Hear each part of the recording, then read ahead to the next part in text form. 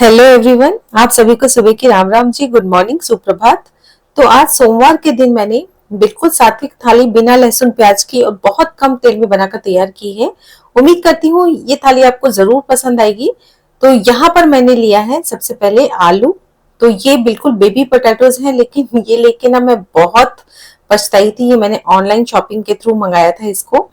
और इसमें इतने छोटे साइज के आलू थे कि मैक्सिमम आलू बहुत छोटे साइज के थे और ये थोड़े से मीडियम साइज के। तो मतलब बहुत ही कम थे ऐसे वाले आलू। तो बड़ी मुश्किल से मैंने इसको खत्म किया। ये लास्ट बैच बचा हुआ है। तो ये मेरे पास में रखे हुए थे, तो मैंने सोचा कि आज मैं इसके दम आलू बनाती हूँ। दम आलू वो भी बिना लहसुन प्याज के, बहुत टेस्टी बनते हैं। और इसके लिए मैंने ये सारे के सारे आलू उबाल लिए हैं, पर ये बहुत छोटे आलू हैं। एक्चुअली दम आलू जो होते हैं ना, थोड़े से इससे बड़े साइज के आलू होते हैं ना, तब उसके परफेक्ट बनकर तैयार होते हैं।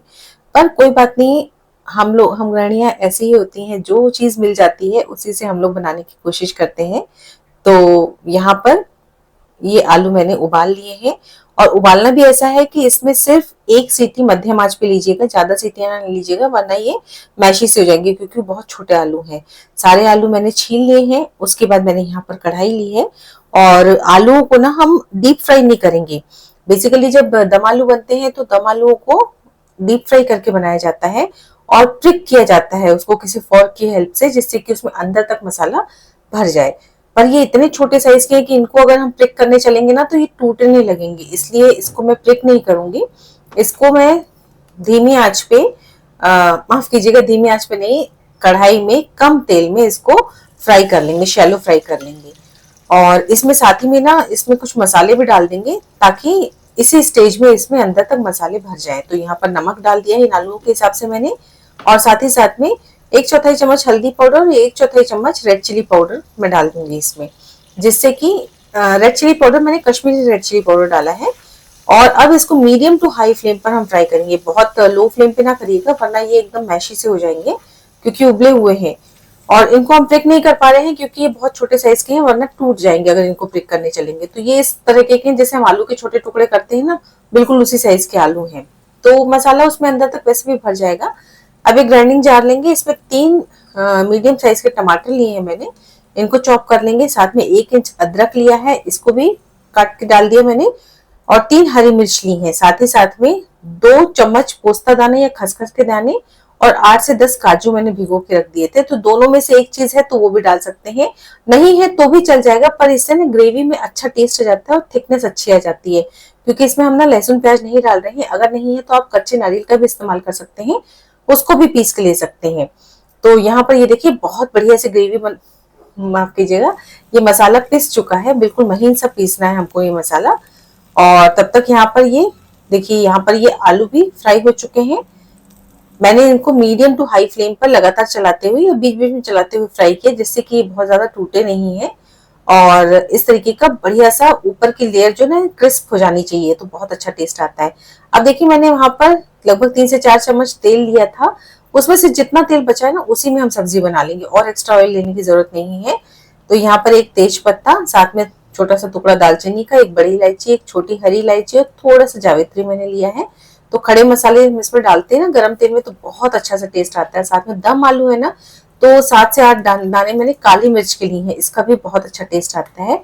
तो आधा चम्मच जीरा डाला, साथ में खड़े मसाले मैंने डाल दी हैं। ये अच्छे से तड़कने चाहिए जीरा को और मसालों को, तो बहुत अच्छा टेस्ट आ जाएगा सब्जी में। उसके बाद ये सारी की सारी टमाटर की प्यूरी मैंने इसमें डाल दी है।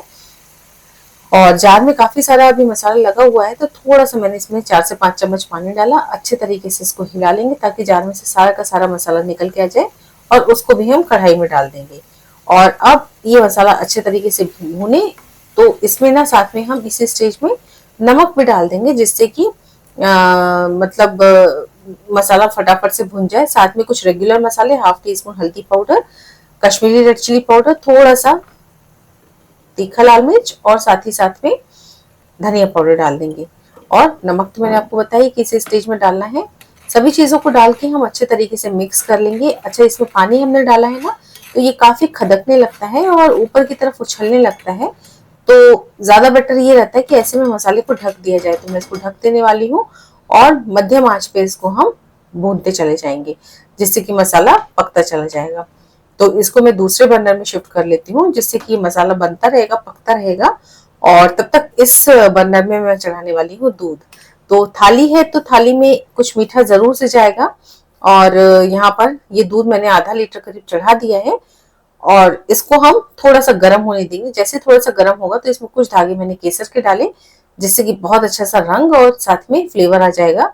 और जब थोड़ा सा और ज्यादा गर्म हो गया तब यहाँ पर मैंने साबूदाना भिगो के रखे थे। तो मेरे पास में दो तरीके के साबूदाने थे, थोड़े बड़े साइज के और छोटे वाले मोती वाले साबूदाने, बिल्कुल छोटे वाले। तो अब दोनों को ही मैंने मिला के बना दिया है। तो घर में जो चीज अवेलेबल हो ना उससे बन जाती है चीजें। तो जरूरी नहीं है कि एक ही साइज का हो, मेरे पास में दोनों था, मैंने दोनों को थोड़ा थोड़ा सा भिगो दिया था। और इससे हम बनाने वाले हैं साबूदाना की खीर, जो केसर डाल के ना गजब की टेस्टी बनती है। तो यहाँ पर ये देखिए 3-4 मिनट में ये साबूदाने ना एकदम पके पके से हो गए हैं। और ये पकते हैं ना तो ये ट्रांसलूसेंट से हो जाते हैं, मतलब ये पारदर्शी से हो जाते हैं। और आर पार इनकी जो सरफेस होती है ना एकदम चिकनी सी, बिल्कुल शाइनी सी हो जाती है। साथ में मैं मसाला भी उधर उस बर्नर पे भूनती चली जा रही हूँ। और यहाँ पे ये साबूदाना पकता चला जा रहा है। तो यहाँ पर इसको थोड़ा सा मैंने चला लिया, बीच बीच में चला जरूर लीजिएगा। अच्छा, उधर सब्जी का मसाला भी जरूर चलाइएगा, क्योंकि काजू पड़ा है ना तो काजू तली में चिपकने की टेंडेंसी होती है। तो बीच बीच में चलाइएगा वरना नीचे चिपक जाएगा। अब इसमें मैंने यहाँ पर खीर में मिठास के लिए डाला है मिश्री के दाने। तो मिठास में के लिए आप चीनी का भी उपयोग कर सकते हैं, मगर मिश्री बहुत ज्यादा नुकसान नहीं करती है। और लगभग 1/4 कप मैंने डाली है, 3 से 4 चम्मच। उसके बाद इसमें बॉईल आने दिया, लगभग 2 मिनट और पकाया, 2 से 3 मिनट। इसमें कुछ कटे हुए ड्राई फ्रूट्स डाल दिए हैं मैंने, जो कि पिस्ता और बादाम मैंने डाले हैं। और साथ ही साथ में बच्चों को किशमिश बहुत पसंद होती है, तो किशमिश यहाँ पर 1.5 चम्मच करीब ली है। पर किशमिश में ना गंदगी बहुत ज्यादा होती है, तो उसे पानी से धोए बगैर ना डालिएगा। वैसे तो सभी लोग धो के ही डालते हैं, पर जो अगर नहीं डालते, जो यंगस्टर्स वगैरह हैं, तो हमेशा ये बेस्ट प्रैक्टिस होती है कि किशमिश को धो के डालिए। ये तो मेरी पैकेट वाली अच्छी किशमिश थी, तो देखिए गंदा पानी कम निकला है। लेकिन कभी कभी हम लोग खुली किशमिश भी ले लेते हैं ना, तो उसमें तो इतनी गंदगी निकलती है। इसलिए किशमिश बहुत अच्छे से धो के ही हमेशा इस्तेमाल करनी चाहिए। और किसी सूखी चीज में डालना है ना तो धो के उसको कपड़े में सुखा लीजिए हल्का सा, आधे घंटे के लिए। तो बहुत अच्छी फ्रेश किशमिश बनकर तैयार हो जाती है। साथ में यहाँ पर कुछ कुटी हुई इलायची का पाउडर भी मैंने डाल दिया फ्लेवर के लिए। और बस गैस को बंद कर देंगे। रखी रखी खीर थोड़ी सी और गाढ़ी हो जाएगी। खीर मेरी बन चुकी है। साथ ही साथ में यहाँ पर मसाला भी बहुत अच्छे तरीके से फ्राई हो चुका है। आप देख पा रहे हैं इसमें से पानी का कंटेंट जो है वो एकदम कम खत्म सा हो गया है। और अब इसमें यहाँ पर मैंने कसूरी मेथी डाली है बहुत अच्छे फ्लेवर के लिए। और साथ ही साथ में ये फ्रेश क्रीम मेरे पास में थी आज, तो मैंने ये फ्रेश क्रीम डाल दी है, लगभग 2 टेबल स्पून। आपके पास में फ्रेश मलाई है वो भी डाल सकते हैं। और ये मेरी फ्रेश की रखी हुई थी ना, मतलब तो काफी गाढ़ी सी है, तो मैंने इस स्टेज में डाली है। अगर लिक्विडी सी है ना तो आप एंड में डालिए। और क्रीम डाल के भी इसको थोड़ी देर के लिए फ्राई कर लेंगे। साथ ही साथ में यहाँ पर मैंने गरम मसाला भी लगभग 3/4 चम्मच डाल दिया है। और बस इसको हम तेल छोड़ने तक फ्राई कर लेंगे। तो देखिए बढ़िया तरीके से इसका ऑयल रिलीज हो चुका है, अच्छे तरीके से मसाला भुन सा गया है। तो अब इस स्टेज में हम डाल देंगे इसमें ये आलू। आलू डाल के भी एकदम हल्के हाथों से हम मिक्स करेंगे सारी चीजों को, मसाले में इसको मिक्स करेंगे। सारी चीजें ऑलरेडी फ्राइड है, तो अब इसके बाद फ्राई करने की जरूरत नहीं है। और इसमें हम डाल देंगे उबलता हुआ पानी। गर्म पानी मैं इसमें इस्तेमाल कर रही हूँ, क्योंकि इसमें ना प्याज लहसुन हमने कुछ भी नहीं डाला है। तो कई बार ठंडा पानी डालते हैं ना तो फ्लेवर एकदम से चेंज सा हो जाता है, टेस्ट ना थोड़ा सा चेंज हो जाता है।